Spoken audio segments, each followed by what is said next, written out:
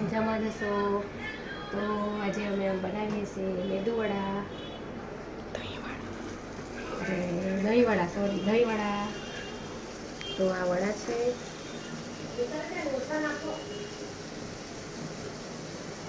દહીંવડા કરીએ છીએ. આ ખીરું છે, અડદનું ખીરું છે, અડદની દાળનું. અને મેદુવડા કરીએ છીએ.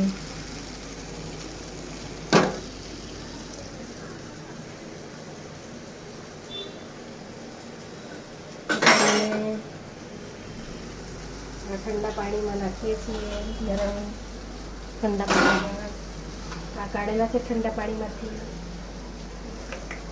આ ધાણાની ચટણી છે, આ લાલ મરચું છે, આ ધાણા જીરું પાવડર છે, આ આંબલીની ચટણી છે, આ દહીં છે.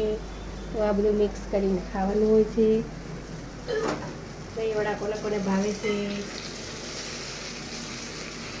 કોને કોને ભાવે છે. વિડીયોને લાઈક શેર સબસ્ક્રાઈબર કરજો. Like friend.